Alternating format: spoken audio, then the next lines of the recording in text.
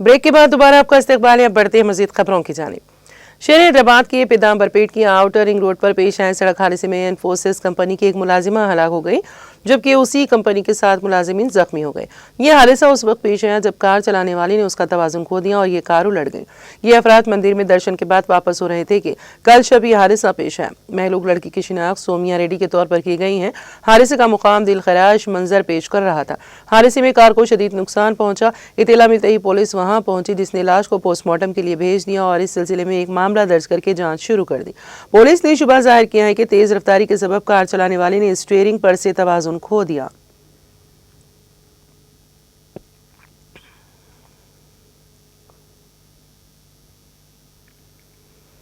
जिले आदिलाबाद में चलती बस में आग लग गई। ये वाकया जिले के एचोड़ा टाउन में पेश है। मुसाफिर ने इस वाक़े पर तशवीश का इजहार करते हुए कहा कि आरटीसी बस में अचानक आग लग गई, जिस पर वो काफ़ी परेशान हो गए। उन्होंने कहा कि बस में आग देखकर फौरी तौर पर ड्राइवर ने चौकसी का मुजाहरा करते हुए सड़क के किनारे इस बस को रोक दिया, जिसके बाद वो महफूज तौर पर बस से उतरने में कामयाब रहे, जिस पर तमाम मुसाफिर ने राहत की सांस ली। बारज़ां इस आग को बुझाया गया, जिससे एक बड़ा वाक़या टल गया। ये बस आदिलाबाद से निज़ामाबाद की सिमत जा रही थी। इस निज़ामाबाद डिपो की बस में समझा जाता है कि शॉर्ट सर्किट के सबब ये आग लगी। ये वाक़ये की वीडियो सोशल मीडिया पर तेज़ी के साथ वायरल हो गई।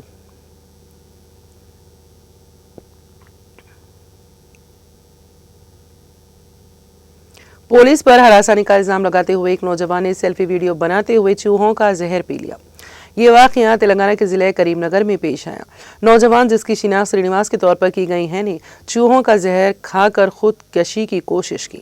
जहर खाते वक्त खुद बनाई गई एक सेल्फी वीडियो में उसने कहा कि चपाडोंडी के रुकन असेंबली सत्यम, सब इंस्पेक्टर नरीश और रुकन असेंबली के हामी इसकी मौत के जिम्मेदार हैं। श्रीनिवास गंगाधारी मंडल के हिमायतनगर का रहने वाला है और उसने अपनी बस्ती के लिए बस की सहूलत फराहम करने की दरख्वास्त MLA से की थी। जब इस मामले में कोई इक़दाम नहीं किया गया तो उसने सोशल मीडिया पर इसकी तनकीद करते हुए एक पैगाम पोस्ट किया। इसके बाद रुकन असेंबली के हामी आर्मी श्रीनिवास ने उसे फ़ोन करके बदज़बानी की। श्रीनिवास ने भी बदज़बानी से जवाब दिया। इस पर मुश्तइल होकर MLA के हामी ने पुलिस में शिकायत दर्ज कराई। हफ्ते को मलियाल सब इंस्पेक्टर नरेश ने श्रीनिवास को पुलिस स्टेशन तलब करते हुए उसकी मुबैना तौर पर पिटाई कर दी और बदकलामी की। इस बेइज्जती से शदीद परेशान होकर श्रीनिवास ने इतवार की रात करीमनगर टाउन 1 पुलिस स्टेशन के सामने कल्पना लॉज में चूहों का जहर खाकर खुदकुशी की कोशिश की। पुलिस ने उसे अस्पताल मुंतकिल किया, जहां उसका इलाज जारी है।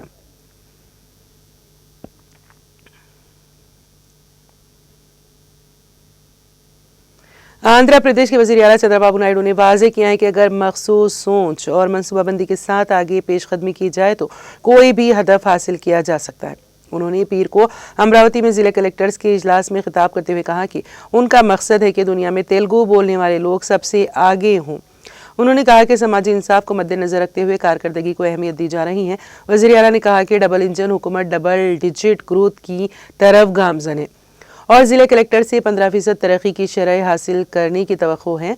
उन्होंने कलेक्टर्स को हिदायत की है कि वो महसूल में इजाफा करें और आवाम के एतमाद को कायम रखें। नए आने वाले कलेक्टर्स को आवाम की तरफ से मुबारकबाद पेश की, जबकि पुराने कलेक्टर्स को अपनी कारकर्दगी साबित करने की तलकीन की। वज़ीर आला ने कलेक्टर्स को याद दिलाया है कि ज़िले की सूरतगिरी का इख्तियार उनके पास है। उन्होंने कहा कि पॉलिसी बनाना ही काफ़ी नहीं, इस पर अमल दरामद करना ज़रूरी है और गुर्बत के खात्मे को हदफ बनाया गया है। उन्होंने कहा कि एक ऐसा माहौलियाती निज़ाम तैयार करना होगा जिससे हिंदुस्तान आलमी सतह पर सबसे आगे खड़ा हो।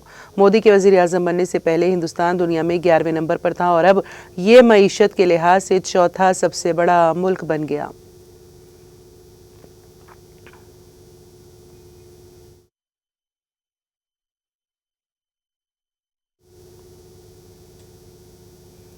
जम्मू और Kashmir electrical engineering graduates association ने SKICC श्रीनगर में यौम इंजीनियर मनाया, जिसमें वज़ीर आला उमर अब्दुल्ला मेहमान खुसूसी के तौर पर शरीक हुए।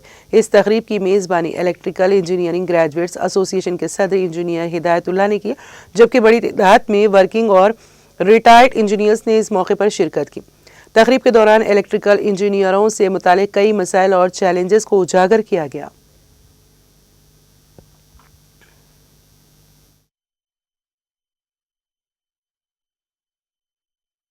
इंजीनियर्स डे है 15th ऑफ सितंबर। ये सेलिब्रेट किया जाता है on 15th of September everywhere in the country. तो यहाँ पे जम्मू कश्मीर में आज हम यहाँ मना रहे हैं और honourable chief minister Omar Abdullah साहब आज चीफ गेस्ट अंदर है, तो इस चीज की वजह से आपको यहाँ पे माहौल में काफी उत्साह दिख रहा है, क्योंकि सीएम साहब हमारे पावर मिनिस्टर भी है। तो हमारी सीएम साहब के यहाँ आने से पुरजोश हैं हम, और कुछ डिमांड से हमारी, जैसे कंफर्मेशन ऑफ ऑफिसर्स, यहाँ पे हमारे जो चीफ इंजीनियर्स है तो वो चीफ इंजीनियर का ग्रेड नहीं लेते हैं, तो ये ऐसी नहीं लेते हैं। तो रिसेंटली एक ऑर्डर चीफ मिनिस्टर साहब ने एक इनिशिएटिव ले लिया जहां पे कुछ ऑफिसर्स को ग्रेड मिल गया है। Process has started, we want that process to be taken to the law. Supreme court ने पीर के रोज वक्फ तरमीमी एक्ट 2025 पर मुकम्मल तौर पर रोक लगाने से इनकार कर दिया, लेकिन कहा कि इसकी कुछ इल्तिजामात पर हतमी फैसला आने तक रोक रहेगी। चीफ जस्टिस बी आर गोई और जस्टिस ऑगस्टाइन जॉर्ज मसी के बेंच ने मुतालिका कानून में तरमीम के जवाज को चैलेंज करने वाली दरख्वास्तों पर अबूरी हुक्म जारी किया। 22 मई को बेंच ने इस कानून की मुख्तलिफ इल्तिजामात पर रोक लगाने की दरख्वास्तों पर अपना फैसला महफूज कर लिया था। अदालत उज़्मा ने वक्फ तरमीमी एक्ट 2025 के कुछ इल्तिजामात के निफाज पर रोक लगाते हुए वक्फ के लिए जायदाद वक्फ करने के वास्ते 5 साल तक अमली तौर पर मुसलमान होने की शर्त पर रोक लगा दी। अदालत उज़्मा ने कहा है कि किसी शख्स का वक्फ के तौर पर जायदाद वक्फ करने से पहले 5 साल तक अमली तौर पर मुसलमान होना ज़रूरी नहीं है। अदालत ने यह भी कहा है कि इस तरह के किसी ज़ाबिते तरीक़ेकार के बगैर ये इल्तिज़ाम मनमानी तौर पर ताकत का इस्तेमाल करेगा। अदालत ने कहा कि कलेक्टर को शहरियों के ज़ाती हुकूक़ का फैसला करने की इजाज़त नहीं दी जा सकती, इससे इख्तियारात की अलहदगी की खिलाफ वर्जी होगी। वक्फ इदारों में गैर मुस्लिमों को शामिल करने के मामले में बेंच ने कहा कि फ़िलहाल रियासती वक्फ बोर्ड में 3 से ज़्यादा गैर मुस्लिम अराकीन को शामिल नहीं किया जाना चाहिए और मरकजी वक्फ बोर्ड में मजमूई तौर पर 4 से ज़्यादा गैर मुस्लिम अराकीन को शामिल नहीं किया जाएगा।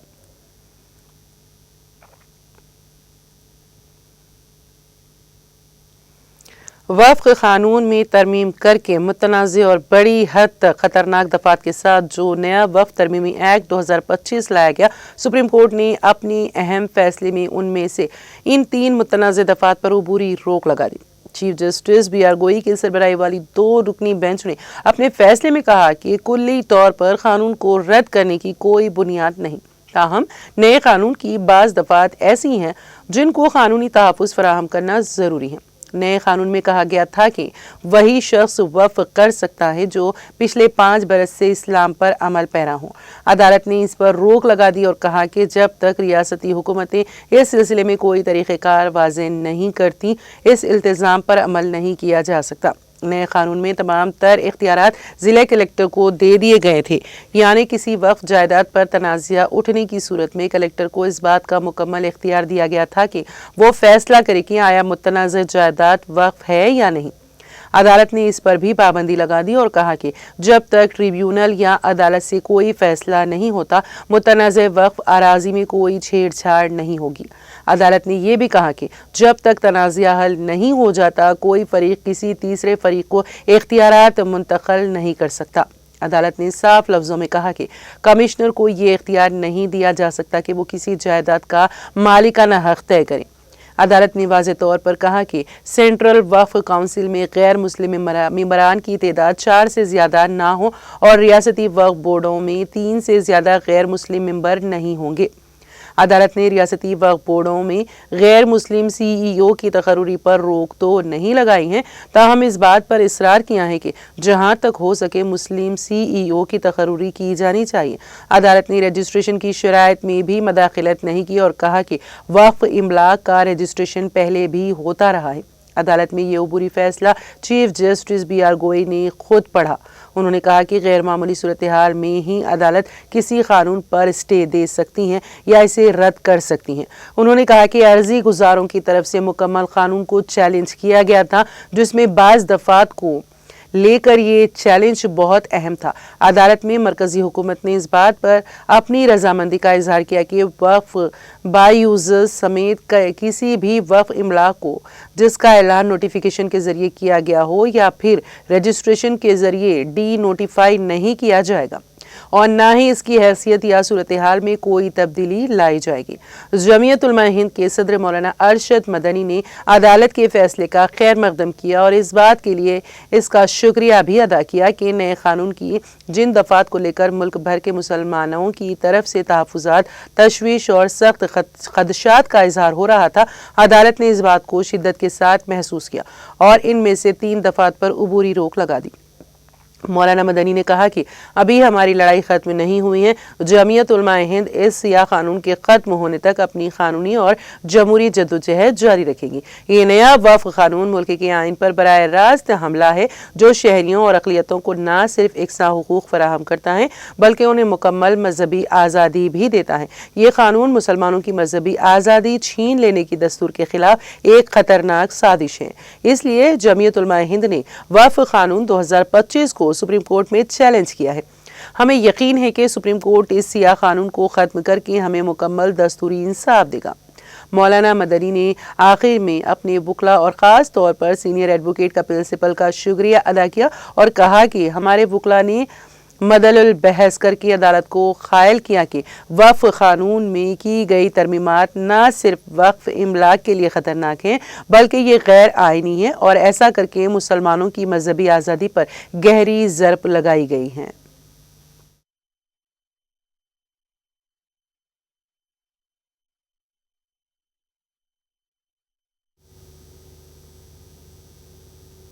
मुंबई के समाजी कारकुन मोहम्मद जमील मर्चेंट जो इन 5 दरख्वास्त गुजारों में शामिल थे जिन्होंने वक्फ तरमीमी एक्ट को सुप्रीम कोर्ट में चैलेंज किया था, ने कहा है कि अगरचे सुप्रीम कोर्ट के हालिया हुक्म से उन्हें कुछ राहत मिली है मगर ये कामयाबी महदूद है।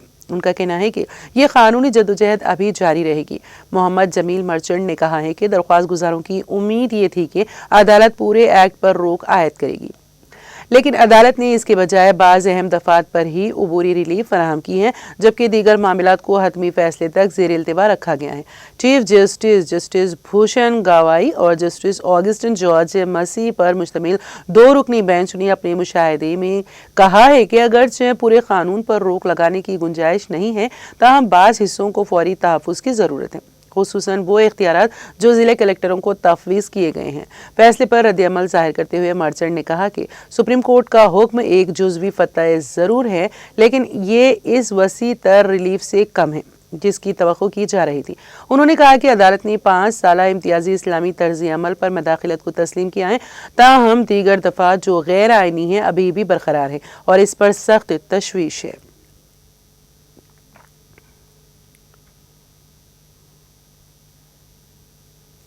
पंजाब के सैलाब से मुतासरा इलाकों का दौरा करने आए कांग्रेस लीडर राहुल गांधी ने पीर को अमृतसर की उजलाला में गुरुद्वारा बाबा बूढ़ा साहब जी रामदास में माथा टेका।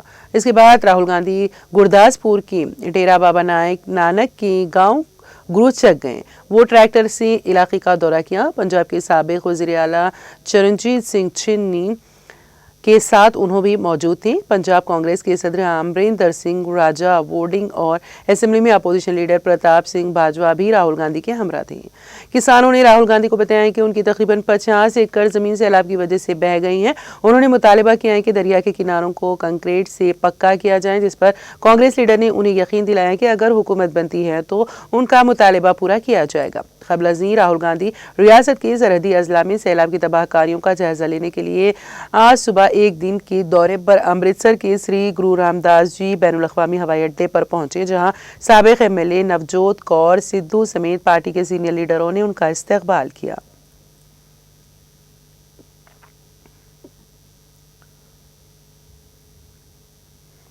कांग्रेस ने इल्जाम लगाया है कि वज़ीर-ए-आज़म नरेंद्र मोदी की क़यादत वाली हुकूमत ने बिहार की भागलपुर में किसानों की ज़मीन मोदी के करीबी सनतकार गौतम अडानी को पावर प्लांट लगाने के लिए सस्ते दामों पर दे दी है। कांग्रेस की कम्युनिकेशन डिपार्टमेंट के सरबराह पवन खेड़ा ने पीर को एक प्रेस कॉन्फ्रेंस में कहा है कि बिहार के भागलपुर में गौतम अडानी के पावर प्लांट के लिए 10 लाख आम, लीची और सागवान के दरख्त काटे गए और किसानों की 1050 एकड़ जमीन सनतकार अडानी को 33 साल के लिए 1 रुपए की लीज पर दी गई। उन्होंने कहा कि हुकूमत ने बजट में ये प्लांट लगाने की तजवीज़ दी थी, लेकिन बाद में ये प्लांट निजी कंपनी को देने का फैसला किया गया। अगस्त में इस प्लांट के लिए बोली लगाई गई और अब मोदी के दोस्त के लिए बिहार में किसानों को लूटा जा रहा है और इनसे उनकी ज़मीनें छीनी जा रही हैं। ये ज़मीन मोदी के दोस्त को सनत लगाने के लिए दी जा रही है।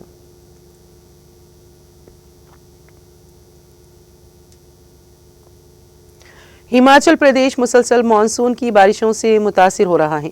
रियासती डिजास्टर मैनेजमेंट अथॉरिटी ने तस्दीक की है कि 20 जून से अब तक 404 अफराद जाँ बहक हो चुके हैं। रियासत में 404 में से 229 अफराद की मौत ज़मीन खिसकने, अचानक सैलाब, डूबने, बादल फटने और मकानात के गिरने जैसे वाक़यात के बायस हुई हैं, जबकि 175 दीगर अफराद सड़क हादसात में हलाक हो गए, जिससे इस पहाड़ी रियासत के नाजुक ट्रांसपोर्ट नेटवर्क की कमज़ोरी अयां होती है।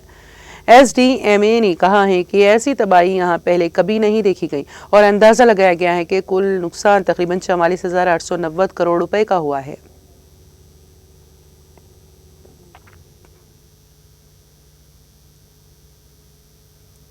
इसराइल के खतर पर हालिया हमले के बाद अमेरिकी सदर डोनाल्ड ट्रंप ने इसराइल को मुतनबी करते हुए कहा है कि खतर से अमेरिका के खास ताल्लुकात हैं, इसराइल एहतियात करें। गैर मुल्की ज़राए इब्लाग के मुताबिक यरूशलेम पोस्ट का कहना है कि अमेरिकी सदर डोनाल्ड ट्रंप ने इसराइल पर वाज़े कर दिया है कि खतर न सिर्फ अमेरिका बल्कि खित्ते में अमन कायम करने की कोशिशों का एक अहम शिराकतदार है। उन्होंने कहा है कि हमास के खिलाफ कार्रवाइयाँ अगरचे ज़रूरी हैं, लेकिन इसराइल को चाहिए कि सोच समझ कर और एहतियात से कदम उठाए, क्योंकि ऐसे इक़दामात अमन, अमल और मुश्तरका मुफादात को नुकसान पहुँचा सकते हैं। दूसरी जानिब अरब इस्लामी वज़राए ख़ारिजा मशावरती इजलास से खिताब करते हुए कतरी वज़ीर आज़म ने इसराइली हमले की शदीद मज़म्मत की और खतर की खुद मुख्तारी के दिफा के लिए कानूनी इक़दामात पर जोर दिया।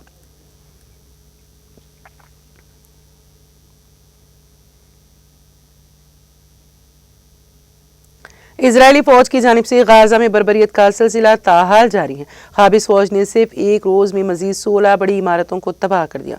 गैर मुल्की ज़राए इब्लाग के मुताबिक इजरायली बमबारी से गुज़िश्ता रोज़ 6000 से ज़ायद फ़लस्तीनी बेघर हो गए हैं। रिपोर्ट्स के मुताबिक फ़लस्तीनियों पर इजरायली फ़ौज का जुल्म थम ना सका। सयूनी फ़ौज ने कल सुबह से अब तक मजीद 53 फ़लस्तीनियों को शहीद कर दिया। वज़ारत सेहत का इस हवाले से कहना है कि अक्टूबर 2023 से अब तक इजरायली जुल्म के सबब शहीद होने वालों की तादाद 64,871 हो गई, जबकि 1,64,610 अफराद ज़ख्मी हो चुके हैं। उधर इजरायली आर्मी चीफ अयाल ज़ामीर ने एतराफ़ किया है कि गाज़ा पर अगरचे कब्ज़ा 6 माह में मुमकिन है, ताहम हमास को शिकस्त देना मुश्किल है। इजरायली चैनल 12 के मुताबिक फ़ौज के सरबराह अयाल ज़ामीर ने वज़ीर आज़म बेंजामिन नेतन्याहू को बताया है कि गाज़ा शहर पर मुकम्मल कब्ज़े के लिए 6 माह दरकार होंगे, ताहम इसके बावजूद हमास को अस्करी और ना ही सियासी तौर पर शिकस्त दी जा सकेगी।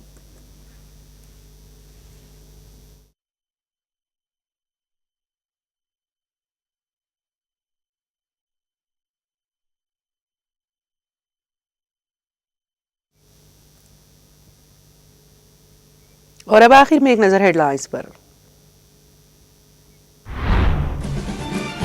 वज़ीर आला रेवंत रेड्डी ने लिया पंचायत राज, म्यूनिसिपल और GHMC महकमों का आला सतही जायजा। रियासत भर में LED स्ट्रीट लाइट्स की मुनासिब निगरानी को यकीनी बनाने की ओहदेदारों को दी हिदायत। हैदराबाद में रियासत मुत्तहिदा अमेरिका की कौंसिल जनरल ने वज़ीर आला रेवंत रेड्डी से की मुलाकात। दोनों रहनुमाओं ने दो तरफा ताउन को मजबूत बनाने पर किया तबादला ख्याल और खुसूसी तवज्जो की मरकूज।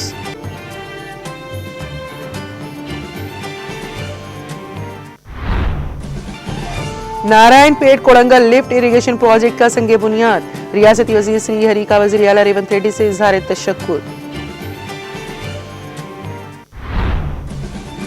आंगनबाड़ी वर्कर्स का वज़ीर आला रेवंत रेड्डी के क़यामगाह के बाहर एहतजाज। प्री प्राइमरी स्कूल्स के निज़ाम को खत्म न करें और इसे जूं का तू जारी रखने का मुतालबा। कांग्रेस इंदिरा राज के नाम पर लड़कियों की तामील को पहुंचा रही है नुकसान। तेलंगाना जागृति की सदर के कविता का कांग्रेस हुकूमत पर इल्जाम। वक्फ तरमीमी कानून की 3 मुतनाज़ दफ़ात पर सुप्रीम कोर्ट की अबूरी रोक। जमीयत उलमा हिंद के सदर मौलाना अरशद मदनी ने सुप्रीम कोर्ट के फैसले का किया खैर मकदम। कहा, जमीयत उलमा हिंद वक्फ तरमीमी कानून के खात्मे तक अपनी कानूनी जदोजहद रखेगी जारी।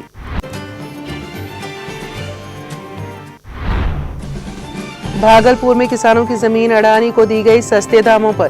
कांग्रेस लीडर पवन खेरा का प्रेस कॉन्फ्रेंस से खिताब।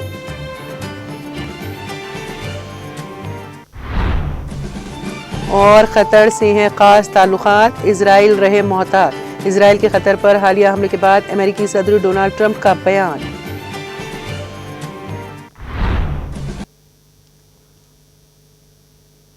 तेलंगाना एक्सप्रेस में फिलहाल इतना ही। ताज़ा तरीन अपडेट्स के लिए देखते रहिए TTV। अब मुझे और मेरी पूरी टीम को दे इजाज़त। खुदा हाफिज।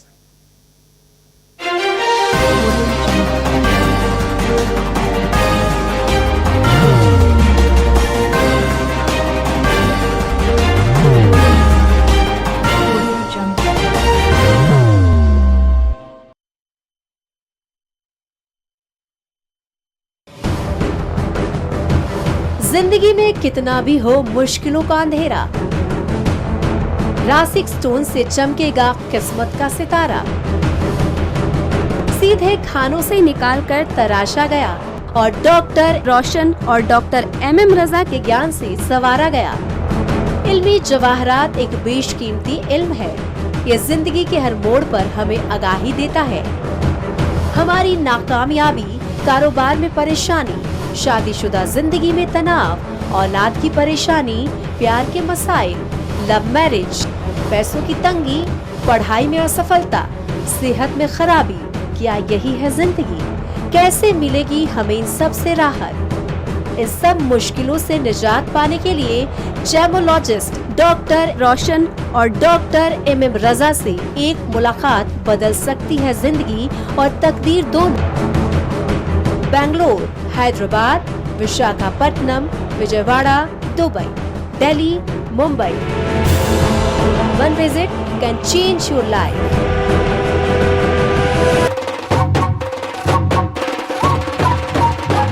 जगमग दिल के तारों में रिश्तों की होगी धुन, सोनिए तू, उखड़िए तू, सबको सुनाने अपने दिल की ट्यून, डार्लिंग दुल्हनिया तुझे, अब रुक मत, ये मोमेंट तेरा है। डार्लिंग दुल्हनिया तुझे। Be the showstopper, be the showrunner. Show how it's done. Come celebrate the Brides of India with Malabar Gold and Diamonds.